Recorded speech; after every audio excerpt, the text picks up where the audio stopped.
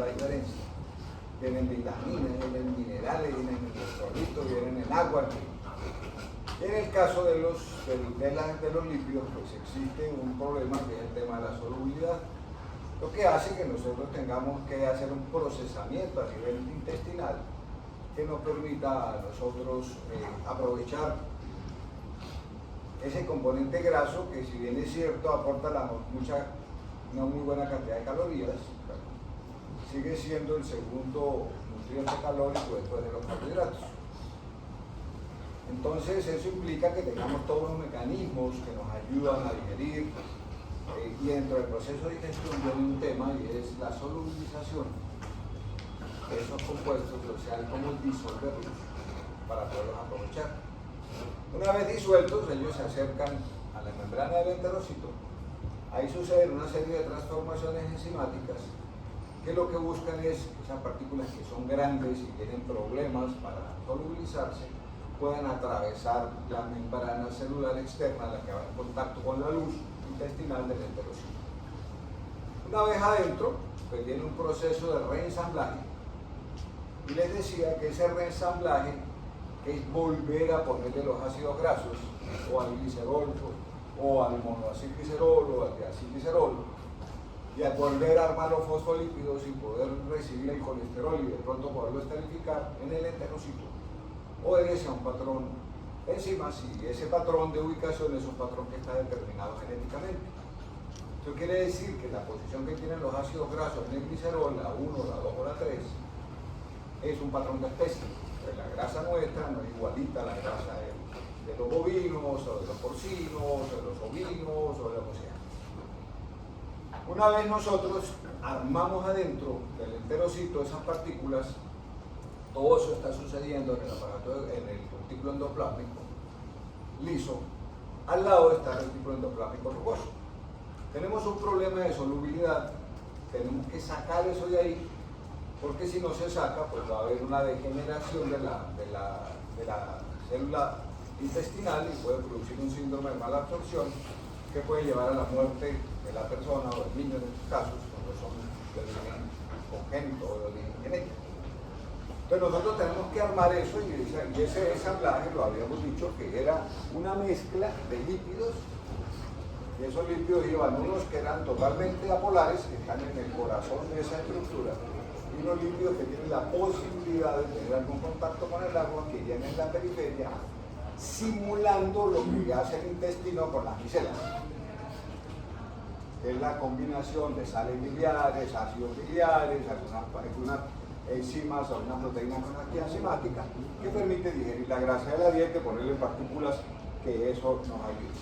Y decíamos que por el tamaño, estas estructuras tienen que utilizar una vía alterna que es la vía linfática para poder llegar al sistema circulatorio sistémico y a partir del corazón comenzar a repartirse por toda la economía, por toda la estructura del organismo. La naturaleza ha diseñado esta estructura que yo les mostraba, que es una lipoproteína. Se llama así porque para poder mandar a la sangre tenemos que ponerle en un vehículo que sea anfipático, que sea soluble en agua. Y para eso pues se escogieron las proteínas. Y esas proteínas se llaman apolipoproteínas, y la estructura como tal pues son un grupo de moléculas que están acomplejadas y que permiten que esa proteína tenga funciones de identificación, de caracterización, de inducción, de gancho para coger otras, de activación de enzimas o actividad enzimática propia. Entonces, esa proteína va a tener una versatilidad de funciones que le va a dar alguna característica especial a la lipoproteína, que es la estructura que ustedes ven aquí. Una estructura externa, una envoltura que está hecha básicamente de fosfolípidos que se han sintetizado en el intestino, de colesterol libre, uno que otro ácido graso que haya podido quedar por ahí suelto de cadena larga, pero el corazón y la proteína que tiene esa tan clara tiene componente interno, componente externo obviamente para poderle dar forma esférica a esta estructura, y adicionalmente un corazón que está lleno de los lípidos apolares.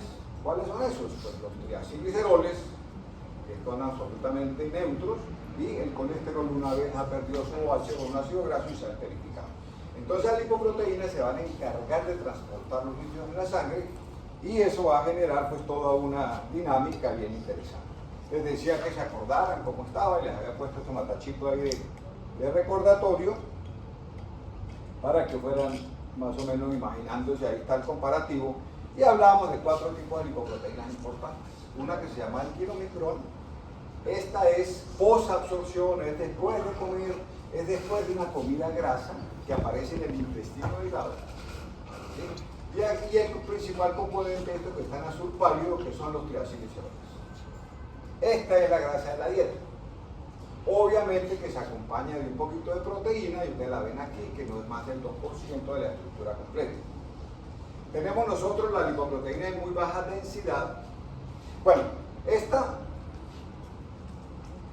ahorita la miramos en detalle, pues tiene todo un proceso, creo que lo habíamos visto la semana anterior, pero este es el componente de las lipoproteínas. Entonces vamos a tener nosotros el kilomicrón, que es el que aparece después de comer, que tiene una vida media entre 10 y 12 horas, que hay un aumento de los niveles de grasa en la sangre y luego con el tiempo comienzan a desaparecer, ahorita voy a decir qué implicaciones tiene eso, y aparece cuando nosotros llevamos más de 12 horas, los tejidos comienzan a pedir combustibles y la idea es que el hígado sea el administrador de ese combustible y que se vuelva un sistema de aporte que nos ahorre glucosa.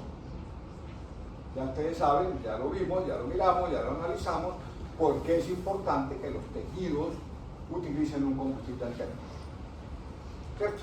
Entonces, cuando eso sucede, el hígado tiene que mandar a la circulación una lipoproteína que la hace el hígado y que esa tiene su 50% de triacilgliceroles, pero ya aumenta la cantidad de proteína, ustedes ven ahí, tiene fosfolípidos, tiene otros componentes, vitaminas, lo que sea, tiene un poquito de colesterol libre y tiene un poquito de colesterol esterificado. Esto es lo que el hígado manda cuando nosotros llevamos más de 10 horas de ayuno y los tejidos están pidiendo energía y nosotros necesitamos que esto se sincronice con el glucógeno. Acuerdan que decíamos que la reserva del glucógeno puede durar entre 8 y 10 horas. Entonces, porque el glucógeno sigue siendo el que va a mantener los glóbulos rojos, las plaquetas, el sistema nervioso central, y esto es lo que va a pasar. Una vez esta lipoproteína cae a la sangre por secreción hepática, entonces a partir de ahí comienza pues una degradación en el plasma y esta lipoproteína se convierte en una lipoproteína de densidad intermedia, ustedes la van a ver referenciada como la IDL, todas estas siglas son en inglés, y esta IDL, en la medida que pasa, el 50% es recuperada por el hígado y para reciclarse, y el otro 50% sigue perdiendo su componente lipídico y se convierte en la LDL. Y esta va a permanecer en la sangre muchísimo tiempo. Y esta LDL, que es lo que la gente llama el colesterol malo, ustedes lo han podido ver, lo han podido leer, lo han podido por ahí escuchar, miren ustedes que el principal componente, casi el 50% es colesterol. Tanto colesterol libre, que es el que está amarillo, como el colesterol esterificado. Tiene un componente importante de lipoproteína, pero miren ustedes la cantidad de proteínas que vale al 24%, este 10% porque esta es más pequeñita, más densa, un poquito más pesada, entonces, un poquito menos pesada, perdón, entonces esta se convierte en la lipoproteína transportadora de colesterol por excelencia. Y va del hígado que produjo esta es la mamá de la IDL y la abuelita de la LDL. Es la misma, conserva su proteína de identidad, ahorita la miramos. Y mientras tanto, el hígado y el intestino están produciendo una que es la contrarreguladora. Acuérdense que todos los procesos biológicos hay un sistema de regulación y un sistema de contrarregulación. Todo tiene control, absolutamente todo. Así como cuando ustedes liberan la insulina y la insulina empieza a guardar el azúcar de la sangre. Y cuando pasan las 2 horas, entonces empieza el azúcar a bajar y en ese momento aparece el glucagón, aparece la adrenalina, entonces eso comienzan a mirar dónde hay azúcar y comenzamos a subirla otra vez y la mantenemos. Aquí nosotros vamos a tener esta que va a ser el contrapeso de vigilar a estas tres. Entonces este es como el guardián que nosotros tenemos vascular que se encarga, miren el componente de proteína es muy alto, más de la mitad de la pepita es proteína, Miren la cantidad de fosfolípidos entre los dos, están sumando casi el 80%. Eso hace que sea como un jaboncito que nosotros tenemos en la sangre. Y el papel de esta lipoproteína, por eso el HDL se llama el colesterol bueno, y esta se llama el colesterol malo, es recoger el exceso de triglicéridos, recoger el exceso de colesterol que hay en la sangre para tratar de mantener un nivel y mantener las arterias limpias. Una tarea complicadísima. Una vez miramos un estudio con un profesor cubano que falleció hace un tiempo, y él se volvió experto en aortas. Entonces, vivía por todo el mundo recogiendo aortas de niños para estudiarlas. Y encontró que más del 60% de los niños menores de 2 años ya tenían inicios de daño vascular en las arterias grandes, específicamente en la aorta, era lo que él estudiaba, ¿sí? Por exceso del colesterol malo. Estamos hablando de niños de 2 años. Imagínense ustedes, no sé qué tan buena tengan su dieta, ya deben tener algunas que otras estrías grasas en sus arterias. Imagínense yo que están mucho más viejitos que ustedes, alguna cosa va a haber por ahí en las paredes vasculares. Entonces, en ese orden de ideas, esta se convierte en esa escobita que va recogiendo el exceso de los otros para tratar de compensar. Nosotros hablamos de colesterol malo, de colesterol bueno, en el sentido pues figurado de que este va regando y si tiene mucho empieza a dejarlo tirado, los macrófagos se comen eso y empiezan a degenerarse los macrófagos en las paredes de las arterias y empieza el fenómeno aterogénico, empieza el fenómeno cardiovascular de alteración. Señor. El IDL era el BLL que dio sus triglicéridos. El BLDL empieza a perder triglicéridos y en ese momento se convierte en la IDL y empieza a perder algo de la proteína. Y la IDL es un intermedio entre estas dos. Casi nadie le para bolas porque es muy difícil medirla porque es un estado de transición. Que usted no tiene una concentración como esta, que usted la puede medir después del ayuno largo, o como esta, que la puede medir, dura 4 o 5 días estabilizado, o como esta, que puede durar hasta 3 meses el nivel sin modificarse. Y uno de los problemas grandes de esta es que puede durar de 3 a 4 meses el nivel antes de que ustedes vean cualquier variación hacia abajo o hacia arriba. Ahorita miramos qué implicaciones tiene eso. Entonces, si nosotros miramos aquí, nos damos cuenta del papel de las proteínas, de la apolipoproteína, qué funciones tienen. Algunas proteínas que participan en el metabolismo de esas lipoproteínas, que aquí está la lipoproteína lipasa, la LCAT, la lipasa de triglicéridos hepáticas, las proteínas transferidoras de colesterol. O sea, esto es una dinámica bien interesante. Si ustedes la van a ver aquí, entre están los componentes, miren el kilomicrón, su componente de triglicéridos puede llegar al 90% y tiene apoproteínas. La principal es la ApoB48, es su cédula, es su identificación. Cuando uno ve una ApoB48, uno sabe que es un kilomicrón el que está ahí. Y adicionalmente nos encontramos con la ApoB100 que, miren, nace con la LDL, entra a la IDL y al final termina con la LDL. Es la misma. O sea, esta es la cédula de estas tres. Aparece la HDL con la ApoA1, que es la apoproteína que le identifica. Y aquí aparece una lipoproteína minúscula, que es una ApoA minúscula, que tiene una connotación especial y diferente, que nunca se le paró bola hasta ahora. O sea, esto está descrito desde hace más de 25 años. Empezaron a hablar de esta lipoproteína y haciéndole un seguimiento en el tiempo hasta ahora, después de 25 años, o más de tal vez 30 años, comienzan a medirla. Y ahora uno ve la orden de determinación de los niveles de lipoproteína minúscula, que ya aparecen las órdenes de los médicos modernos, cuando esto lleva 30 años en el mercado del kit para medir. Bueno, todas las cosas llegan a su tiempo. Bueno, entonces miremos que nosotros en lipoproteína tenemos una vía exógena y tenemos una vía endógena.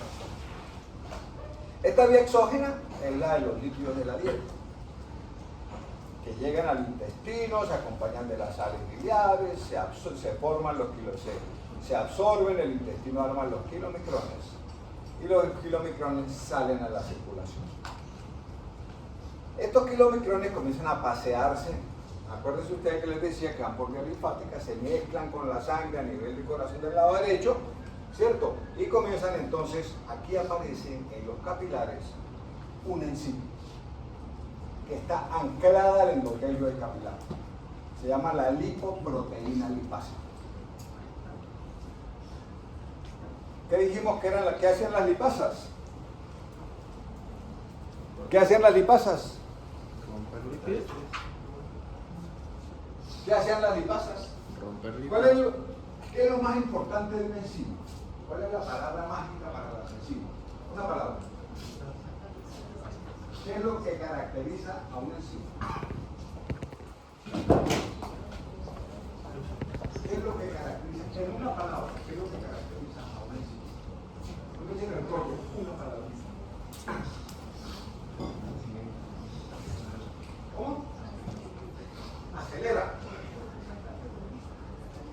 Es la misma cosa que acelera. ¿Cuál es la diferencia entre las dos? Si usted acelera y usted cataliza, ¿cuál es la diferencia entre las dos? Es lo mismo. Cuando usted dice cataliza, usted tiene que tener en la cabeza una cosa. A mí sí que acelera con el cuerpo. ¿Cuál es la palabra mágica entre las dos? Entre catalizar y acelerar. ¿O cuál es la expresión? ¿O cuál es la condición? ¿O cuál es la definición de las dos cosas? ¿Qué es acelerar? Que algo pase más rápido, ¿cierto? ¿Y qué es catalizar? ¿Qué es catalizar? Díganme catalizar. ¿Qué es catalizar? Pero que lo oigan todo, que la pena. ¿Pero qué es catalizar? Usted soltó la palabra que verdad que es. Ah, bueno, dígame, cuéntenos qué es catalizar. ¿Pero cuál es la diferencia entre ustedes dos? ¿Qué es la diferencia entre un acelerador y un catalizador?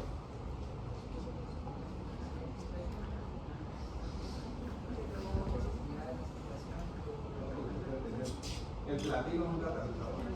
Pero puede meter en cualquier cantidad de reacciones. El platino puede ser un catalizador. Pero ¿cuál es la diferencia de un catalizador? ¿Qué es lo que tiene un catalizador?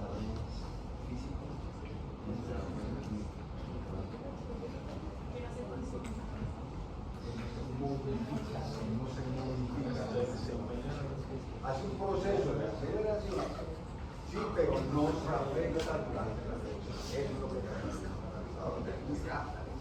Más, adopta una estructura, adopta una posición, luego ya más. Sigue la palabrita vigente. ¿Cuál es la palabrita mágica que define la enzima? Ya por aquí la dijeron.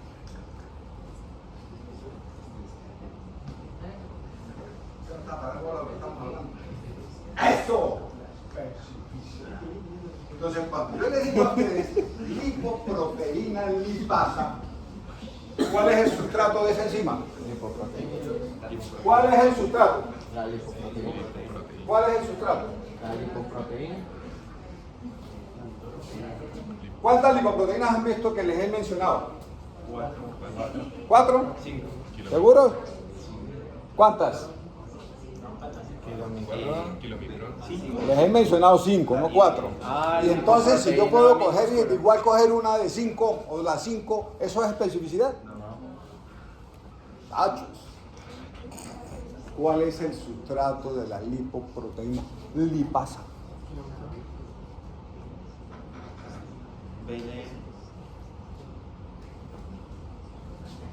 Quiomicrón también. La IBL también. ¿Cuál es el sustrato específico de la lipoproteína lipasa? Triacilglicerol de 2. ¿Cómo? Triacilglicerol. Pues si estamos hablando de una lipasa que les dije en la última clase, cuando les hable de lipasa, acuérdense que solo de gran triacilgliceroles. Si me dicen que lípidos, por favor. ¿Sí? Las lipasas de gran glica, hay una lipasa intestinal, hay una lipasa pancreática, hay una lipasa gástrica. ¿Cuál es el sustrato? Entonces, aquí el capilar tiene una enzima que se llama la lipoproteína lipasa, que está agarrada, tiene dos brazos como una Y. Uno está agarrado de la membrana y el otro está esperando que el kilomicrón pase. Cuando el kilomicrón pasa, el kilomicrón tiene una marcación que es una aposema.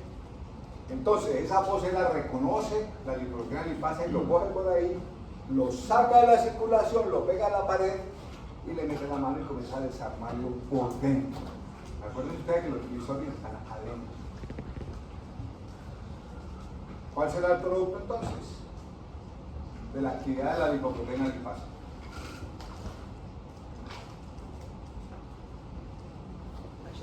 ¿Cuál será el producto de la lipoproteína lipasa? ¿O cuáles serán los productos? Dos gliceroles y un Glicerol y un dos. y Dos más glicerol. Ácido graso. Dos. Ácido graso. Dos ácidos grasos. Si está hecho de glicerol y ácidos grasos, un triglicérido, y lo desarmo, ¿qué me puede quedar? Pues el glicerol y los ácidos grasos. Entonces, esta que está aquí, miren que aquí está, que ni siquiera leen.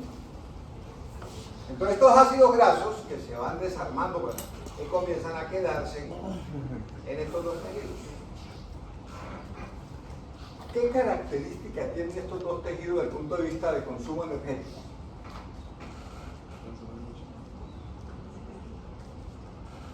De consumo de otros nutrientes, combustibles. Acuérdense ustedes que decíamos que el músculo tiene un receptor de insulina que necesita altas dosis, altas concentraciones de glucosa para activarse. Tejido adiposo más igual, o sea que ellos utilizan la glucosa cuando nosotros no les tenemos un suministro de ácidos grasos. Y que lo que es el que puede poner en jaque al sistema nervioso y al glóbulo rojo, ¿sí? Vive de ácidos grasos producto de la dieta. Hay que comenzar a articular las cositas porque no van a caer ustedes una colcha de brazos, aprendiéndose migajitas y no sabiendo para qué sirve. Entonces, esto es lo que hace que el kilomicrón, después de dar vueltas y vueltas, y pasa otra vez por el riñón, y pasa por el pulmón, y pasa por el corazón, y pasa por el músculo, y pasa por el adiposo, empieza a gastarse. Hay una sustancia que se llama el factor aclarador del plasma, que ustedes la han oído nombrar. Es un anticoagulante. Se llama la heparina. La han oído nombrar, ¿cierto? La heparina tiene un componente de glucosaminoglicanos, que ya miramos en algún momento cuando vimos carbohidratos. Cuando la heparina llega a la sangre como efecto anticoagulante, la heparina hace que el brazo que está agarrado al endotelio se suelte. Y la lipoproteína se va por la sangre y sigue trabajando. Y eso hace que ella siga digiriendo los kilomicrones o la LDL, dependiendo si estamos en ayuno o estamos recién alimentados. ¿Sí? Y entonces, por eso la heparina se llama el factor aclarador del plasma. Hace muchos años había un profesor de ingeniería química, hoy en día es el nombre de un auditorio, que dice infartó. Tuvo un infarto terrible, grandísimo, era pequeñito, era bien flaquito, y se infartó el profesor y lo llevaron para la clínica de Bucaramanga, entonces que era como la de Australia, ya no. Entonces lo llevaron para allá, entonces tenía triglicéridos en 4000, cuando los normales 150, tenían los triglicéridos en 4000. O sea, ese señor tenía los glóbulos rojos nadando en la grasa. No tenía grasa en la sangre, sino los glóbulos rojos nadando en la grasa. Y entonces, lo primero que le pusieron fue una carga de heparina y todo el mundo peleando el correo anticoagular, que estaba bien, que estaba infartado. Entonces el mecanismo era tratar de que los triglicéridos bajaran, porque parte del efecto que había generado en todo el proceso del infarto tenía que ver con la carga grasa que tenía en sangre. Y mucha gente en ese momento no entendió por qué. Incluido algunos cardiólogos, pero no sabían por qué se le ponía heparina a esos pacientes. Salió el infarto, pues murió otra cosa. Sí. Pero bueno, no, pues la historia no termina ahí. Terminó en el nombre de un auditorio, pero murió otra cosa muchos años después. Bueno, después de que han pasado todo ese tiempo, 10, 12 horas, me queda un remanente. El remanente es el punchito. Dale, sacamos la grasa, el HDL le quitó colesterol, se repartió lo que llevaba, entregó las proteínas, mira, ¿sí? Y me quedó un cuchito. Y ese cuchito lo llaman, lo van a ustedes a ver en los libros como remanente de kilomicrón, que al final tiene una POI que la captura el hígado. Miren ustedes que la grasa de la dieta va por todos lados y muere el hígado. Allá termina todo lo que comemos de grasa, después de dar vueltas. ¿Por qué les digo esto? Porque es que resulta, ¿cada cuánto comen ustedes? ¿Cada cuánto comen? En promedio. ¿A qué hora desayunan? Cuando tienen clase de 7, imagino que como a las 6. ¿Le echan algo a la media mañana? proteína se desprende la pared de la ¿A qué hora almuerzan? No, la lipoproteína. ¿Qué pasa entre La las 2 y media y lipoproteína la se comida? desprende de ahí y ¿Le echan entonces algo en la como tarde? está circulando, ¿Le echan a medida algo? que va circulando se va degradando. Por lo general le echan algo en la tarde. Es por ¿A qué eso. hora cenan? ¿A qué hora comen? 6:30, 7, tal vez. ¿Y después qué pasa? No, quien lo remueve es el HDL. Pero la heparina lo que hace es que se desprenda porque la LDL se tiende a pegar a los vasos. Es por eso que sucede la arteriosclerosis. Miren, el burro estudiante hace una actividad que se llama la operación rastrillo. Uno va a raquetear la cocina, no le pegó la nevera después de las 10. Cuando vivo en la casa de uno. Cuando no vive uno en la casa de uno, procura tenerme el carro en la pieza. Entonces, por lo general, si eso pasa, y esto está programado para que dure 10 a 12 horas, pues nosotros prácticamente nunca vamos a estar libres de kilómetros. Y esto es lo que hace que cuando las personas tengan problemas de metabolismo de las grasas, pues van a tener los triglicéridos altos. Porque la glucosa, ¿a cuánto tiempo desaparece la glucosa de la circulación y vuelve a los niveles normales? Después de una comida. ¿Cuánto tiempo? Estamos hablando de esto que están volviendo al nivel basal después de 10 a 12 horas. Por eso los laboratorios, cuando ustedes van a hacer exámenes que involucran el perfil lipídico, deben tener mínimo de 10 a 12 horas de ayuno para que este kilomicrón no esté y yo pueda medir qué está pasando en ayunas con la LDL, que es la responsable de los triglicéridos en el ayuno. Entonces, cuando ya nosotros, ven esta rayita punteada aquí, cuando ya nosotros nos liberamos de la comida, ¿qué sucede en el ayuno? Y entonces hablamos de la vía endógena. El hígado es el puente, es el punto de encuentro, es la zona de transición. El hígado comienza a producir la BLL, que se comporta igualito al kilomicrón. La BLL también estimula la lipoproteína lipasa. La LDL se convierte en IDL, que es la intermediaria, cuando pasa por los tejidos, el ácido graso, en el tejido, en el músculo y el tejido adiposo. Todo esto tiene el afán de ahorrar proteína y ahorrar glucosa. Eso es lo que está haciendo el hígado con eso. Entonces aquí, la LDL se convierte en un remanente de LDL, que es la IDL. Más o menos el 50% vuelve y se captura por el hígado. Y el otro 50% se convierte en LDL, que es la lipoproteína mala, porque está en rojo. Y esta LDL se va a entregarle el colesterol a los tejidos extremarios. Entonces el papel de la LDL es llevar el colesterol que el hígado mandó y entregárselo a los tejidos. Y aparece entonces el papel de la HDL, que la produce el hígado y la produce el intestino. El intestino, aquí faltaría una flechita, que hace que el intestino aparezca también produciendo la HDL. Y esta HDL comienza a pasearse por los vasos, comienza a pasearse por las membranas de los tejidos y empieza a recoger lo que sobra, y al final esta HDL lo que hace es llevarle eso al hígado para que el hígado vuelva y lo reciba. El hígado es un reciclador de miedo. Bueno. Entonces, más de lo mismo. Los lípidos de la dieta, el intestino, entonces el intestino produce el kilomicrón. Y aquí le ponemos un ingrediente, cuáles son las apolipoproteínas del kilomicrón.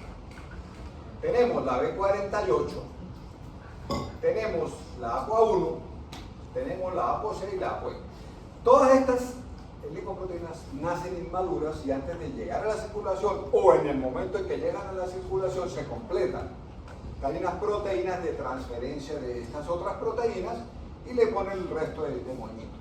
Esta ApoC es la que activa la lipoproteína lipasa.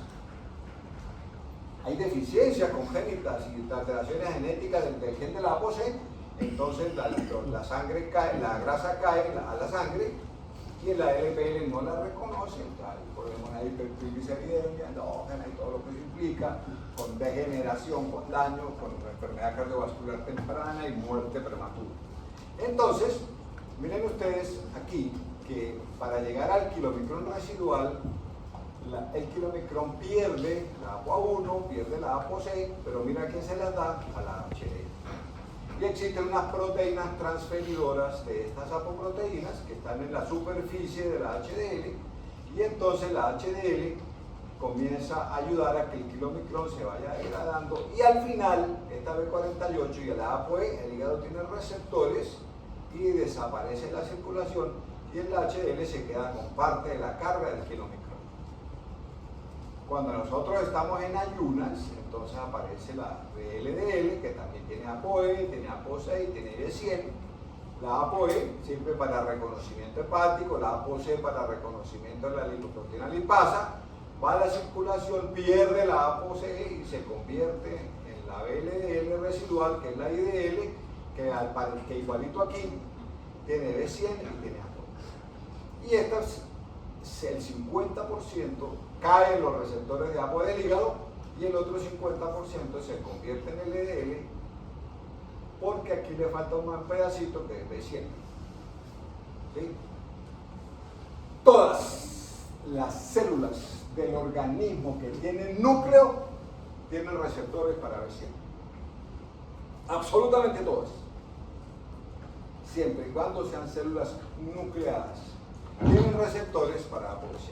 Y eso hace que esta VLDL, que le falta aquí el B100, que la conserva hasta el final, se quede en los tejidos extrahepáticos, incluido el endotelio vascular. ¿Sí?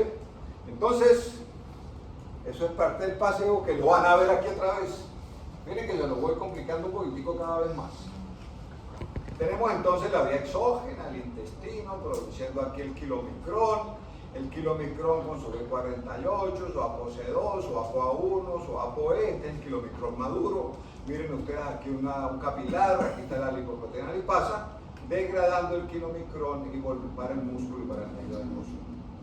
Y este kilomicrón, que queda con la B48, que la ApoC2 y la ApoA1, aquí no es una F1, esto no es de la Fórmula 1, sino una ApoA1, entra a formar parte de la estructura del HDL, que le da ApoC y ApoE al kilomicrón cuando nace. Aparece una enzima que se llama la lecitina colesterol aciltransferasa, que coge el colesterol que está en la superficie, lo esterifica y lo esconde aquí en el centro, esto amarillito es el colesterol esterificado, y la HDL se va madurando hasta que llega a la HDL3, que es la HDL gorda, llena, ya no le cabe más nada, y esta HDL3 se va para el hígado porque tiene receptores para ApoE, tiene ApoE, y el hígado desaparece la HDL cargada, la HDL madura. Y aquí ven ustedes que la HDL se produce en el hígado, se produce en el intestino, y que le ayuda a intercambiar con el kilomicrón después de comer o con la VLDL cuando estamos en ayunas. Por eso el papel fundamental de la HDL es ser una compensadora, es ser una repartidora, es ser la que colabora con la carga de las otras y recoge de los tejidos y de los vasos el exceso de colesterol y algún poquito de triglicéridos, lo pone en la superficie, lo esterifica, esta es la enzima para poderlo guardar aquí en el centro para que no haga daño. El problema de la VLDL es que el colesterol está en la superficie. La ventaja de la HDL es que el colesterol lo esterifica y al esterificarlo lo vuelve neutro y lo guarda en el centro. Este colesterol nadie lo va a ver, mientras que en la LDL el colesterol está expuesto a que cualquiera que esté por ahí le pueda echar mano. Entonces volvemos a lo mismo. Esto es más de lo mismo. El hígado en la vía endógena. Tenemos nosotros entonces acá el hígado produciéndome la VLDL que tiene triglicéridos y ésteres de colesterol y va a tener colesterol libre, ApoB100. Cuando ella cae en la circulación, la VLL como inmadura, se encuentra con la HDL y madura. Miren ustedes, no tenía ApoC2, que es para la LPL, no tenía ApoE, que es un receptor, es una proteína de reconocimiento, y entonces aparece la LPL produciendo ácidos grasos y glicerol vuelve al hígado, los ácidos grasos van al músculo y al adipocito, y la LPL pues hace que la VLL se convierta en IDL. Y esta IDL puede volver al hígado. Y entre esas, aquí faltaría una flechita que vaya aquí para acá. De estas IDL, una parte, 50% de la IDL se convierte a LDL, y en el hígado de la IDL hay una lipasa hepática que lo vuelve en LDL y lo manda a la circulación ya marcado con su ApoB100. Y esta proteína, esta lipoproteína que es rica en colesterol esterificado, es la responsable de la síntesis de esteroides. En el testículo, testosterona, los andrógenos. En el ovario, ¿qué producimos en el ovario? ¿Qué hormonas? Los estrógenos, la progesterona, y en la suprarrenal, el cortisol y los corticoides. Todos ellos son derivados del colesterol. Entonces la ApoB100, que es el colesterol malo, la LDL, pues no solo es malo, porque miren ustedes para qué sirve también. Y esta es la que le va a dar toda la cantidad de colesterol a las membranas celulares, que hace que las membranas celulares funcionen como saben que funcionan. Entonces, en la estabilización de las membranas celulares, la LDL tiene mucho que ver. La vida media de la LDL son más o menos 12 semanas. Esa es la vida útil de una LDL. El kilomicrón está viviendo de 10 a 12 horas en promedio, pero la LDL está viviendo 12 semanas. Y miren las implicaciones que eso tiene. Entonces te decía que hace días me vi un artículo supuestamente avalado por Harvard y avalado por no sé qué otras universidades famosas, donde si uno cogía la avena, la ponía a remojar y se la tomaba en agua, el colesterol bajaba a los 15 días. Pura física, microbiota. ¿Sí? O sea, eso contradice esto, que lleva más de 50 años tratando de cada vez aparecen más moléculas, más proteínas, más regulaciones, pero eso de entrada, yo miré esa liga y me dio fue risa, lo miré por pura curiosidad, porque me llamó la atención ese cuento y me parece terrible que jueguen con eso. Van a poner a todo el mundo como burros a comer avena, ¿sí? Pero supuestamente la avena baja el colesterol. Yo les decía a ustedes el primer día, la diferencia entre un médico bueno y uno menos bueno es que conozca cómo suceden las cosas. Pero ustedes no pueden generar falsas expectativas en la gente diciéndole que van a obtener un resultado porque la gente no es pendeja. Usted me dice a mí que un problema que me va a generar otro problema, yo lo resuelvo en un mes, yo al mes, y usted me lo diagnostica con unas pruebas de laboratorio, lo más seguro es que yo al mes me repita las pruebas de laboratorio como en estos casos del metabolismo de los lípidos que existen entre las lipoproteínas, al mes no ha pasado nada, a veces han empeorado. Entonces ese personaje va a comenzar a desconfiar de ustedes y se va a ir para otro lado. A lo mejor el otro dice no. Le dice no, un mes, deme 2 meses y yo miramos a ver. Si en un mes no pudo, déjeme 2 meses a mí. Y en 2 meses, no se haga exámenes antes, en 2 meses usted va a hacer los exámenes. Bueno, mejor, deme 3 meses, yo le prometo que hay cambio. Porque la vida media del colesterol malo de la vida es de 12 semanas. Esto quiere decir que usted puede saber si hay o no efecto de una intervención, cualquiera que usted quiera hacer, farmacológica, nutricional, física, lo que sea, no van a haber resultados antes de 4 meses. Y la gente va a querer, como los asustan, va a querer ver resultados rápidos. Bueno, la gente diabética tiene 200 o tiene 190 y se toma una pepa y a las 2-3 horas le hace una glicemia y se está acercando a la normalidad. 2-3 días después la podemos tener controlada. Con esto nada que ver. Bueno. Entonces, es la misma historia, aquí miran ustedes, de la HDL.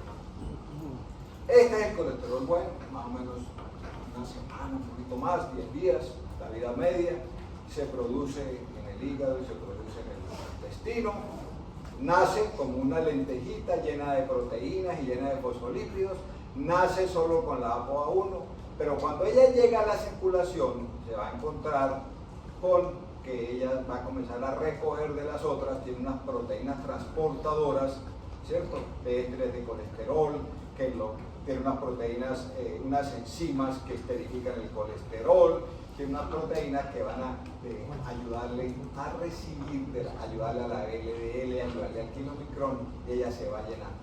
Después de que ella recoge y madura, que es el HDL3, vuelve a ligar. Entonces, el kilomicrón residual proveniente de la dieta, la HDL madura, después de que ha hecho su recorrido y ha recogido el exceso de las otras lipoproteínas y la pared de los vasos, el macrófago y los tejidos periféricos, y la IDL, aquí falta una flechita, y la IDL más la LDL, al final terminan en nuestro protagonista, que es el hígado. Miren que el hígado es el órgano centro del metabolismo.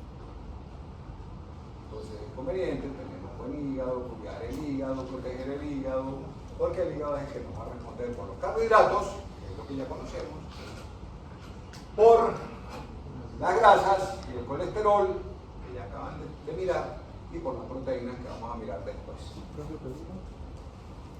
¿Qué es lo que pasa a nivel de hígado para que aparezca el hígado graso? Bueno, hay un fenómeno que se llama el fenómeno de las calorías vacías. Eso es un fenómeno o del exceso o la pérdida de este equilibrio. ¿Cuándo aparece el hígado graso? Cuando usted tiene un desorden en la dieta o cuando usted consume alcohol. ¿Sí? El hígado es un reservorio.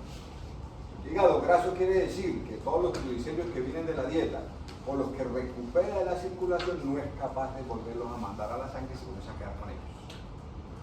Entonces el hepatocito comienza a llenarse de gotas de grasa. Y el hepatocito comienza a degenerarse porque las gotas de grasa empiezan a crecer en el citoplasma y empiezan a rinconar a las otras organelas y no las dejan trabajar. Y ese hepatocito, cuando uno lo mira al microscopio, parece un adipocito. Y eso es cuando se habla de hígado graso. O sea, el hígado se infiltra de triacilgliceroles cuando el hígado no es capaz de mantener estos equilibrios que yo les he contado. Porque el hígado no puede dejar perder nada. Entonces, todo lo que llega, lo que decía una vez, nosotros somos acumuladores. Estamos programados para guardar. No almacenamos proteína, les dije en algún momento. Los carbohidratos, solamente el máximo del 6% del peso del hígado puede ser glucógeno. ¿Qué nos queda? Y para la grasa no tenemos límite, no tenemos porque el tejido adiposo está repartido por todas partes. Y el regulador y el equilibrador del metabolismo de la grasa es el hígado. Pero cuando usted satura los sistemas, el hígado ya no es capaz de sacar todo esto de la circulación. Y entonces él comienza a quedarse con la grasa que debe haber mandado de una lipoproteína hacia la circulación, y en ese momento entonces el hígado empieza a degenerarse. Lo mismo que pasa cuando hay defectos genéticos en las apoproteínas del enterocito. Es decir, hay una lipoproteinemia que se mueren los niños 2 o 3 años después porque el intestino se llenó de grasa. El enterocito no pudo sacar la grasa que tenía, hizo un síndrome de mala absorción, hace un cuadro nutricional y el paciente muere. La misma historia. Aquí el hígado graso el hígado tiene una reserva metabólica bellísima. El hígado es capaz de mantenernos a nosotros regulados con solo el 30% de su capacidad. Por eso no puede perder un pedazo de hígado, no pasa nada. La gente puede hacer trasplantes autólogos del hígado a un familiar o al que sea compatible, le pueden quitar un pedazo de hígado y ponérselo a otra persona, no pasa nada. Porque la reserva funcional de este órgano es una cosa espectacular. Por eso es que los boxeadores, se han visto lo que hacen kickboxing, cuando quieren fregar a nadie, el gancho al hígado. Quedó listo, arreglado. El hígado se vuelve un órgano clave. Y es el órgano central de todo el metabolismo. Ustedes miran cualquier libro, pone a la célula ideal el hepatocito. Todo lo puede, todo lo hace. Si ustedes miran el hígado y lo quieren evaluar, es muy difícil evaluarlo porque el hígado hace más de 500 funciones simultáneas. que ustedes pueden tener desde una radiografía simple hasta la prueba imagenológica más elaborada utilizando isótopos radiactivos, utilizando derivados de la glucosa marcada para poderlo mirar cómo está funcionando. Cuando veamos, yo les voy a dar a ustedes el laboratorio de función hepática. Ahí vamos a mirar qué es lo que pasa con el hígado funcionalmente. O sea, cómo lo evaluamos funcionalmente. Bueno. Listo, entonces, miremos un poquito, ya después de todo esto, miremos qué pasa con la lipoproteína lipasa. Entonces, miren ustedes, esta lipoproteína puede ser activada o desactivada. Tenemos una lipasa inactiva, que es un monómero. Luego, hormonas como la insulina, las catecolaminas, el glucagón, los corticoides, hacen que se dimerice y se convierta en la lipoproteína lipasa activa. Y esta pues se estimula por la ApoC3, por las APOS, ApoA5, activan a la lipoproteína lipasa y aquí ella se convierte en la principal degradadora de triglicéridos en la circulación porque ella está anclada al endotelio vascular. Entonces, a partir de ahí, es la responsable del metabolismo de los kilomicrones de la dieta y de la VLDL en el ayuno. Y a partir de ella, pues su producto final es los ácidos grasos que se entran, obviamente, al músculo, al tejido adiposo para que se puedan hacer.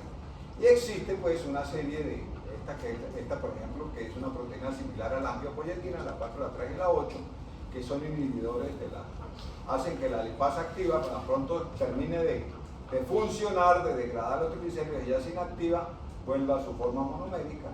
Y tenemos nosotros acá, en este caso, el factor madurador de la lipasa, que también interviene en el proceso de dimerización. Y existe una proteína, que es la proteína 1 de unión, ¿sí? Que es esta proteína de unión a las lipoproteínas de alta densidad, que está anclada a una cosa que se llama glicosil fosfatidinoxitol del interior de las membranas de los endoteliales. Entonces nosotros vamos a tener que esto no es gratis. Esto no es para que compliquen la vida, sino para que ustedes sepan que una enzima que está pegadita al endotelio vascular tiene un montón de estimulantes, tiene inhibidores, se tiene reguladores que al final hacen que cumpla su función como un líbero, degradando los triglicéridos del kilomicrono de la VLDL, y que a su vez está regulada por una serie de proteínas, por una serie de factores que la van a mantener controlada para que no exceda su trabajo y una vez cumpla su función y alcance unas concentraciones de degradación, ella frene su proceso y se inactiva. Entonces esto no es para que lo aprendan, sino para que sepan que esa enzima, que la vía inofensiva, está regulada por todos lados. Y quiero mostrarles esto, que es qué pasa con la LDL. Fíjense que la hemos mencionado y le dijimos, es la que lleva, es la que entrega. La LDL, este metachito que ustedes ven aquí, este gráfico duró 15 años en construirse, de a pedacitos. 15 años duraron los genios que se dedicaron solo a estudiar la ApoB100 de la LDL y cómo era que funcionaba la LDL. ¿Sí? Y esto no solamente duró 15 años en hacerse, sino que esto fue el resultado que produjo un premio, nada más y nada menos que un premio Nobel de Medicina, para el solo hecho de explicar cómo funcionaba la LDL, y ahí está resumido en Esmanacho. ¿Sí? Una LDL que está rica en la sangre, que está rica en colesterol esterificado, tiene colesterol libre en la periferia. Les decía que toda célula que tiene núcleo tiene receptores en la membrana para LDL. Y estas células tienen una cosa que se llaman los fosos recubiertos. Entonces, cuando la partícula LDL llega, reconoce el receptor. En ese momento, en ese acoplamiento, a ver que estamos de moda hablar de mitos, o sea, en ese acoplamiento entre la LDL y el receptor, se produce una contracción del citoesqueleto de cualquier célula nuclear. Esta contracción hace que se imagine la membrana, entra y la membrana se sella y queda aquí lo que se llama una vesícula recubierta, que obviamente vesícula no tiene nada porque está llena, pero no, la palabra llenícula no existe. Entonces, tenemos nosotros aquí atrapada el complejo de la membrana, la lipoproteína y el receptor. Cuando esto sucede, entonces se forma un endosoma. Tan pronto esto se reconoce en el citoplasma, aparece un lisosoma que se fusiona con esta partícula y se vuelve un endosoma. Entonces aquí, ¿qué sucede? Los receptores que están en ese foso recubierto se separan, se liberan y vuelven a la membrana para reciclarse. Según ellos, que utilizaron isótopos marcados y hacían un poco de pruebas de alto Tourniquet, encontraron que esta proteína que hace receptor de ApoB100, antes de desaparecer por degradación, podía hacer hasta 180 viajes. O sea, el receptor llegaba, participaba en la captura de la LL, entraba, luego en la formación del endosoma salía la vesiculita con los receptores, volvía y se entregaba a la membrana, y esto sigue funcionando, reciclándose, hasta 180 veces lograron ellos determinar que el receptor podía ser utilizado. Este endosoma se fusiona con el lisosoma y se degrada la lipoproteína. ¿En qué se degrada? Pues en la proteína que da los aminoácidos quedan libres, a lo que la célula define que tiene que hacer con ellos, lo vamos a ver luego. Y lo que nos queda además pues son algunos fosfolípidos y nos queda el colesterol. El colesterol viene de dos formas. Si está libre, o sea, para poderlo guardar lo tengo que neutralizar, o sea, lo tengo que esterificar. Si está libre, hay una enzima citoplasmática que está aquí en el retículo endoplásmico que se llama la acilcolesterol aciltransferasa. ¿Qué quiere decir el nombre? Acilcolesterol aciltransferasa. Quiere decir que coge un ácido graso, lo toma y se lo pone al colesterol libre, y en ese momento el colesterol se convierte en un colesterol esterificado y comienza a generarse un pool, un almacén de colesterol esterificado dentro de la célula. Estamos hablando de todas las células que tengan núcleo. Este colesterol esterificado pues va a utilizarse para funciones celulares. Hay células que tienen, bueno, pregunta, estoy hablando mucho yo solo. ¿Cuáles creen ustedes que sean los tejidos que más receptores para ApoB100 tienen?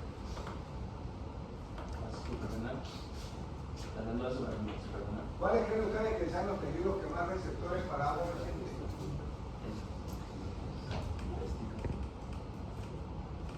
El músculo. ¿Qué tejidos tendrán más receptores para ApoB100? Testículo. ¿Qué le ocurre?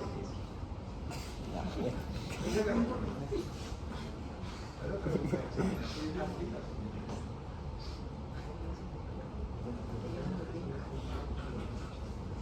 Los que producen hormonas. Ustedes que una de las principales fuentes de colesterol es la esteroidogénesis. La suprarrenal, el ovario, el testículo son los principales captadores de colesterol porque viven del colesterol. Bueno, entonces volviendo aquí al cuento,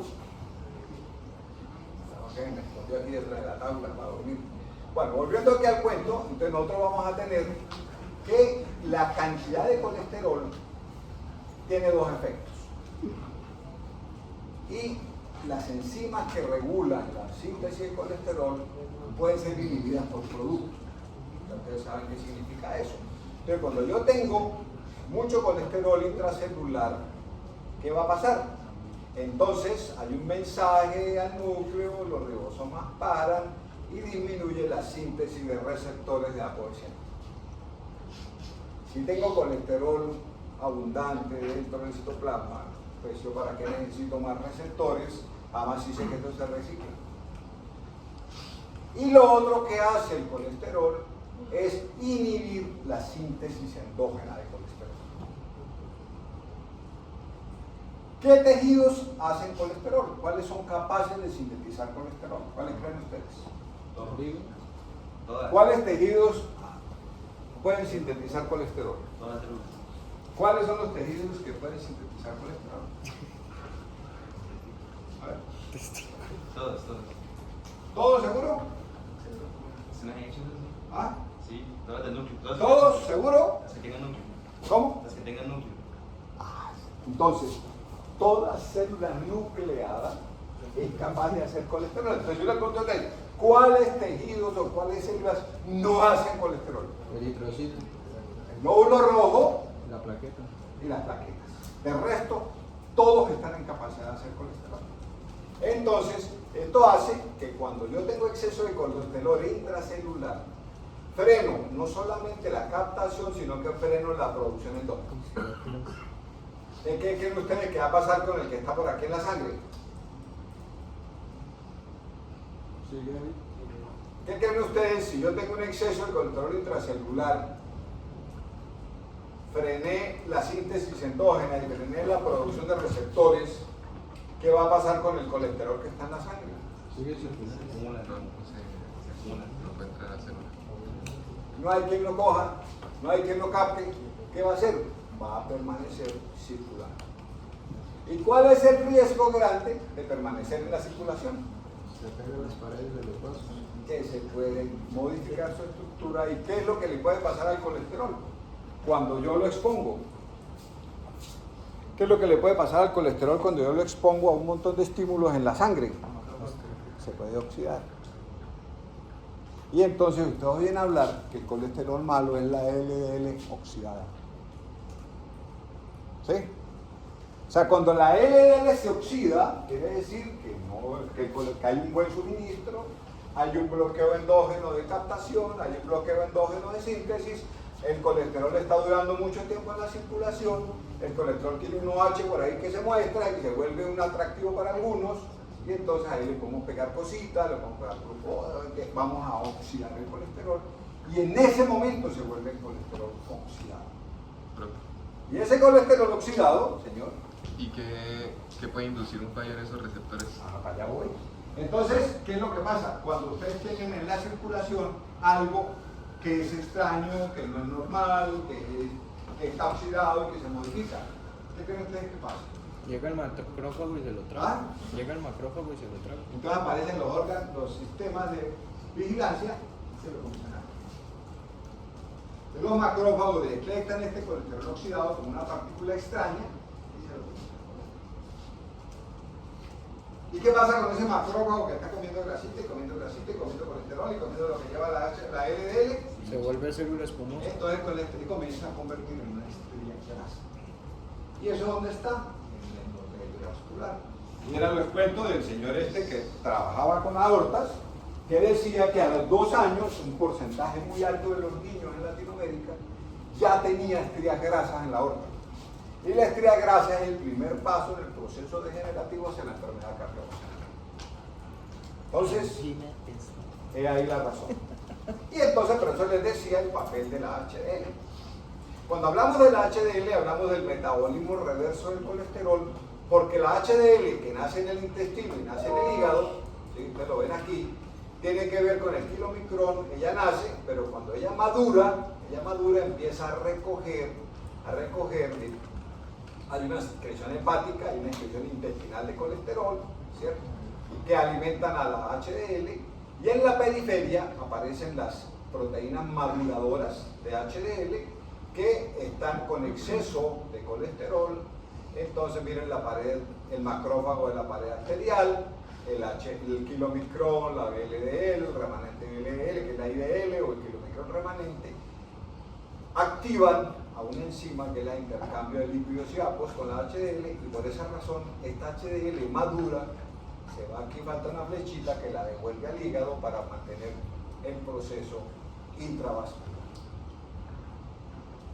Por esa razón nosotros tenemos el protector, bueno, se le pone aquí la estrellita, porque es la que se encarga del equilibrio entre el intestino y el hígado con el kilomicrón, el remanente del kilomicrón, la VLDL y la IDL, ¿cierto? Y recoge de las células periféricas, recoge el colesterol que dejó la LDL y los fosfolípidos para poder mejorar su capacidad de transporte, poder madurarse y poder hacer su papel de beneficio en la salud cardiovascular. Entonces, Aquí está cómo funciona el metabolismo exógeno de las lipoproteínas con las grasas de la dieta. Esto ya se separa, miren ustedes, aparece el kilomicrón residual, aquí estaría la lipoproteína lipasa, este kilomicrón residual se va para el hígado, los receptores de ApoE, algunos pueden quedarse por los macrófagos en el endotelio, los ácidos grasos van al tejido adiposo y al músculo, y la HDL entra en juego aquí ayudando.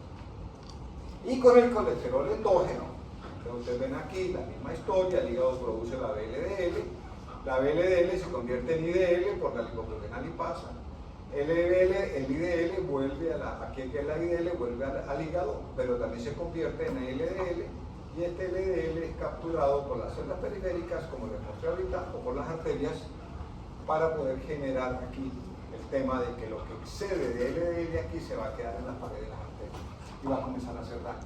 Luego eso se empieza a calcificar, empieza a producir factores de crecimiento, porque es un proceso inflamatorio. Aquí se inflaman las arterias y empieza el proceso de la aterogénesis. Esto, los macrófagos empiezan a morirse, empiezan a liberar sustancias, se vuelven atractivos de otros factores de crecimiento, entonces comienza la pared a engrosarse, empieza luego a retener calcio, comienza a calcificarse, comienza la pared de la arteria a endurecerse y aparece posteriormente el ateroma puede fracturar y aparece el ACV trombótico o el ACV hemorrágico cuando se ataca. Y esta es la génesis de la enfermedad cardiovascular, primera causa de muerte en el mundo. Pero es importante que ustedes más o menos conozcan algo detallado. Si no, pregúntenle ustedes a este señor que está aquí, aburrido. Bueno, todo es relativo. Entonces, esto era lo que les quería contar de la vida, honra y muerte de las lipoproteínas. Espero que hayan quedado lo suficientemente confundidos para que tengan que estudiar. Bueno, mañana nos vemos.